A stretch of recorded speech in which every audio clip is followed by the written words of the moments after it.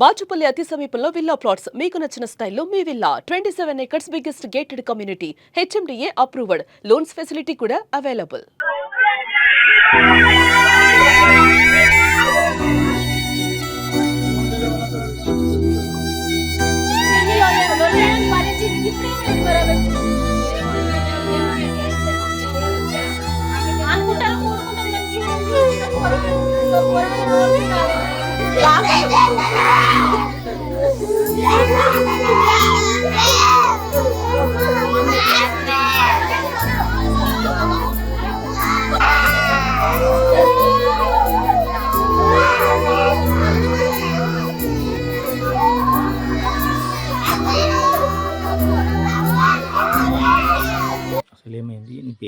నా పేరు కృష్ణ, మా వైఫ్ పేరు రమ్య. నేను మంగళవారం నాడు ఆమెకు కాల్ చేశాను, మాట్లాడాను. ప్రొద్దున పిల్లలతో మాట్లాడాను, ఆమెతో మాట్లాడాను. తర్వాత ఆమె ఫ్రెష్ అప్ అయినాక చేస్తాను బావా అని చెప్పింది. తర్వాత హాఫ్ అన్ అవర్కు నేను కాల్ చేశాను, లిఫ్ట్ చేయలేదు. చలో అది పండుకోవచ్చు, సాతనైతే లేదు కావచ్చు అని అనుకున్నాను. తర్వాత 1 గంటకు మళ్ళీ కాల్ చేశాను, రెస్పాండ్ కాలేదు. తర్వాత మళ్ళీ మా వదిన గారిని పంపించాను, పోయి చూడండి మరి ఇంకా లేవలేదని. ఆ టైంకి వచ్చి పిలిచినా కానీ ఇంకా లేవలేదు. 4 o'clock మా పిల్లలు వచ్చారు. ఆ టైంలో మళ్ళీ మా పిల్లలు పిలిచారు, ఆ టైంలో సుక్క లేవలేదు.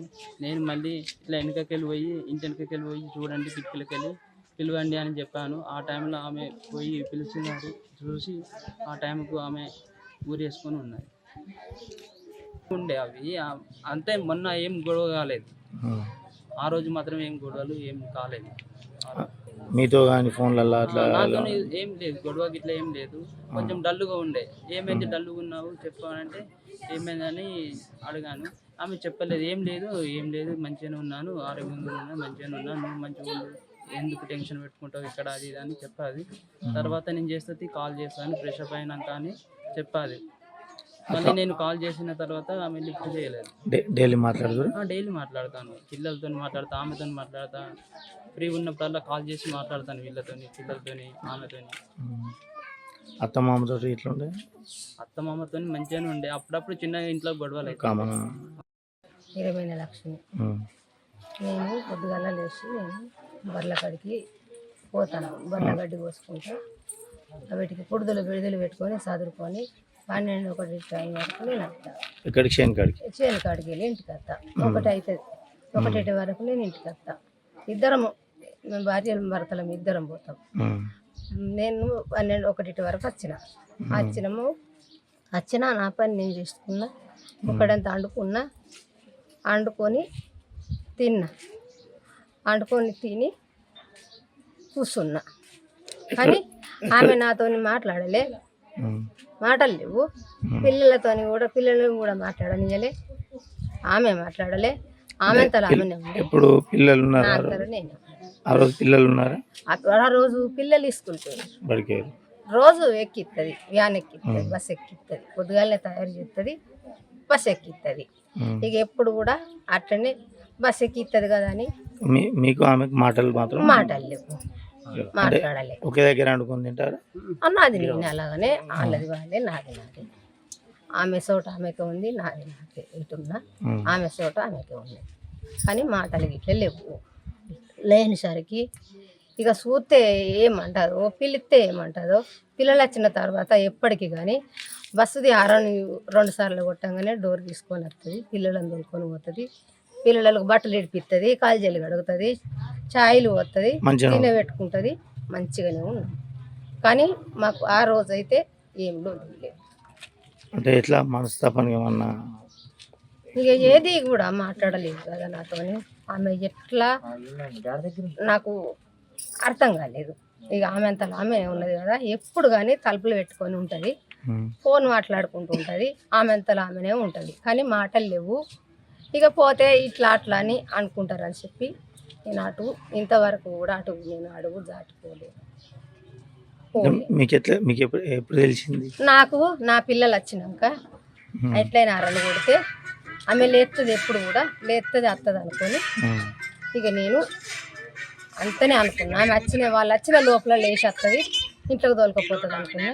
ఇక నేను చూడలేను. ఎవరు చూసారు? నా పిల్లలే వాళ్ళే డోర్ కొడితే లేస్తలేదు. డోర్ కొట్టిర్రు, పిలిచిర్రు సప్పులు లేదు. సప్పులు లేకపోతే మా బావ కోడల దగ్గరికి నా మనమడు ఉరికిండు. మనమడు ఉరికే వరకు పెద్దమ్మ మమ్మీలు ఎత్తలేదు అని అంటే ఆమె వచ్చింది. ఆమె వచ్చి ఇక్కడికి వెళ్ళి డోర్ తీయకపోతే ఇంటెనక కిటికాడికి పోయి ఆమె వేయింది. చూసే వరకు ఇట్లా వేసుకొని ఉన్నదట. ఆమె ఇట్లనే వేయింది. మా పెద్దమామ కోడలు ఇట్లనే వేయింది. ఇట్లనే పోయి అనుకుంటా సందులోకి వెళ్ళి బయటకు వచ్చింది. బయటకు వస్తే పిల్లల ఏడుపు వినబడ్డది.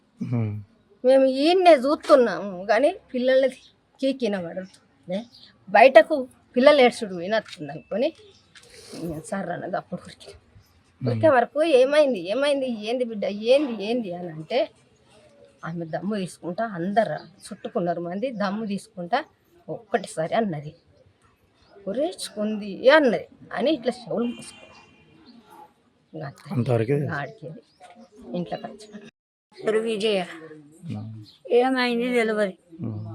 పొద్దున పిల్లల్ని బడికి బస్ ఎక్కించిందట, చాయ్ పోసుకుందట, హీటర్ వేసిందట, స్నానం చెప్తాను. ఇక ఏమైందో ఇంట్లో తెలియదు. అది కెమెరా ఉంది, ఆ వైఫై బంద్ అయిందట.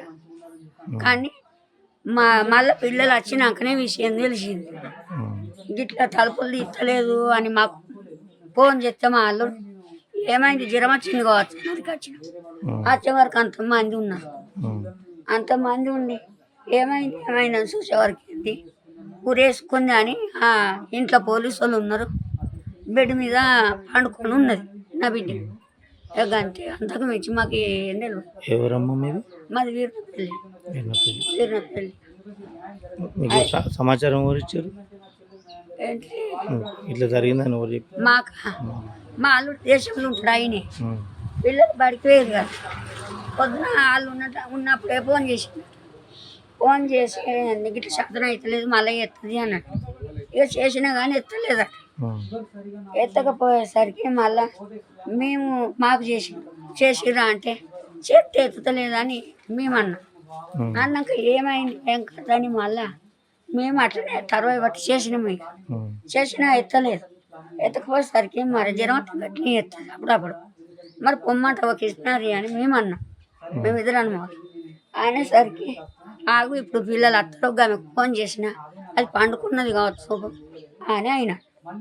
ఇక పిల్లలు వచ్చి ఆ తలుపులు గుద్ది చేసే వరకు మొత్తానికి తలుపులు తీయలేదు చేయలేదు.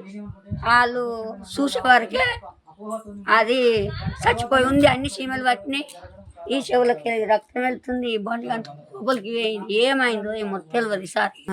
మేమైతే ఊరు పెట్టుకుంది చూడలేదు, వాళ్ళు ఊరు పెట్టుకోరు అని అంటున్నారు అంతే. మేము వచ్చేసరికి బెడ్ మీద వండబెట్టి ఏమైనా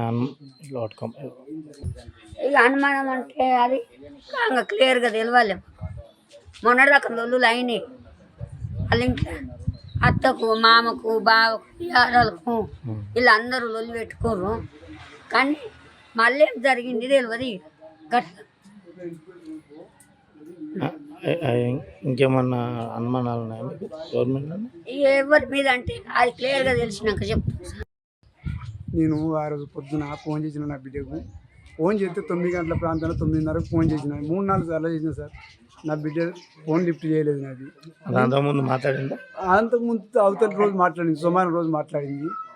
అయితే మళ్ళీ నేనేం చేసిన అంటే ఏం పని చేస్తున్నాను సపోర్ట్ చెప్పుకుందిగా, తర్వాత ఆమె చూసుకొని చెప్తుందని. కానీ ఫోన్ రాలేదు, మళ్ళీ ఏం రాలేదు. మధ్యాహ్నం పూట మా అల్లుడు దుబాయ్ నుంచి ఫోన్ చేసిండు నాకు. చేసి మా అమ్మకి ఇట్లా ఫోన్ రావట్లేదు చెప్తే దర్వాజా కూడా తీస్తలేదు, అట్లా పెట్టుకుందాను పండుకున్నది కావచ్చు అని అంటే ఆయనతో నేను అనుకున్నా మరి ఎవరు పక్కపోట్లు నుంచి చెప్పు మరి తీస్తారు చూస్తారంటే అట్లా కూడా లేవలే. ఆయన ఏమంటే పిల్లలు వచ్చినాక కూడా లేస్తుంది కావచ్చు, అది వరకు లేస్తుంది స్కూల్కి వచ్చినాక అంటే. అప్పటికేం చేసిండు మళ్ళీ 4 గంటలకు చేసిండు ఫోన్. 4 గంటలకు చేస్తే ఆ 4 గంటలకు మళ్ళీ నేను చేసినా కానీ ఫోన్ లిఫ్ట్ చేస్తలేదు. ఆయన అంత లోపల పిల్లలు వచ్చారు స్కూల్కి పోయి. వచ్చిన తర్వాత ఏమైందట, పోయి చూస్తే తలుపు గుద్దితే తలుపులు గుద్ది చేసినా కానీ తీయలేదట. తీయపోయే వరకు వెనక కిచ్చుకుంటుంది సార్ ఇంకెనక. ఆ కిటికీలకి వెళ్ళి చూసే వరకు గురేసుకొని అట్లే ఉందట. వేరే వాళ్ళు చూసి పక్క వాళ్ళు ఇక్కడ నుండి చూసి ఆయనతో చెప్పగానే గిటి సంగతి అనగానే ఆయన వచ్చిర్రు. వెంటనే పోలీసు వాళ్ళకి ఫోన్ చేసితోనే మేము స్పాట్లో రాని వచ్చిన మా అల్లుడు చెప్పుడుతోనే 20 నిమిషాలలో వచ్చిన ఇక్కడికి వచ్చేవరకు పోలీసు వాళ్ళు తీసిర్రు, ఆయన తిప్పేసిర్రు, బెడ్ మీద వండబెట్టిర్రు. వచ్చి చూసేవరకు ఆయన తింటే కథం చర్చలు తీసుకుపోయింది సార్. నాకు తెలిసిన విషయం మళ్ళీ వాళ్ళ మధ్యలో లొల్లులు ఏం జరిగినాయా ఏ వాళ్ళు కూడా అడిగితే ఏం చెప్పలేరు. ఇంత కూడా ఏం చెప్పలేరు. పోలీసులు కేసు రాసుకున్నారు, సభ్యులు ఊరుకున్నారు కదా. ఇవన్నీ ఏంటి అని మాకు అర్థం అవ్వట్లేదు సార్. నాకైతే మాకు తగిన న్యాయం చేయాలని మేము కోరుతున్నాం సార్. ఇది చాలా సార్, వాళ్ళ పరిస్థితి ఏంటి? మా బావ తను ఏదో ఆర్థిక ఇబ్బందుల వల్ల తను గల్ఫ్ దేశంలో ఉండడం జరిగింది. ఒక్క ఆమెనే ఇక్కడ ఇంటి దగ్గర ఉండి పిల్లల్ని చూసుకోవడం జరుగుతుంది. తనను కూడా హింసించి చాలా రకాలుగా హింసించడం జరుగుతుంది. అనువన్న కారణాల వల్ల ఏదో తిట్టడము, అది చేయడం, ఇది తను మనస్పర్ధను గురయ్యేలా చేసి ఇప్పుడు తను చనిపోవడానికి కూడా కారకులైన వారు ఉన్నారు కావచ్చు. కాకుంటే వీటిని పరిశీలించి వారిపైన తగిన చర్యలు తీసుకోవాలి. మీకు ఎవరి మీద అనుమానం అంటుందా? మాకంటూ కుటుంబ సభ్యులు అంటే ఇంతకుముందు చాలాసార్లు జరిగాయి సార్ ఇలా, కానీ ఇప్పుడు తను ఇంత పెద్ద డిసిజన్ తీసుకోలేదు. కానీ సోమవారం రోజు కానీ అంతకుముందు ఆదివారం కానీ ఏం జరిగిందని ఇంకా మాకు తెలియదు, పూర్తి సమాచారం లేదు. సీసీ కెమెరాలు కూడా 3 days నుండి ఆఫ్లో ఉన్నాయి సార్. అసలు ఇది ఎలా జరిగింది? ఒక కుట్రనా లేకుంటే దీన్ని ఏమైనా కావాలని చేశారా? అసలు ఏమైంది అనేది మాకు తెలియదు సార్. పోలీస్ శాఖ వారికి మేము ఒకటే విజ్ఞప్తి చేస్తున్నాం సార్, ఈ కేసు త్వరలో వాళ్ళు దర్యాప్తు చేసి అంటే పూర్తి వివరాలు మాకు తెలియజేయాల్సిందిగా మేము కోరుతున్నాం సార్. మాకు ఇది ఒక హెల్ప్ చేయాలి sir. Thank you sir. Suman టీవీలో మీ పర్సనల్ అండ్ బిజినెస్ ప్రమోషన్స్ కోసం కింది నెంబర్కి కాంటాక్ట్ చేయండి. డ్రగ్స్, గంజాయి లాంటి చెడు వ్యసనాలకు దూరంగా ఉండండి. తాత్కాలిక ఆనందం కోసం జీవితాలని నాశనం చేసుకోవద్దు. డ్రగ్స్ విక్రయాలు, దందాలు నిర్వహిస్తే 180059996969 టోల్ ఫ్రీ నంబర్ కి కాల్ చేయండి. డ్రగ్స్, గంజాయిని నిర్మూలిద్దాం, భవిష్యత్తును కాపాడదాం.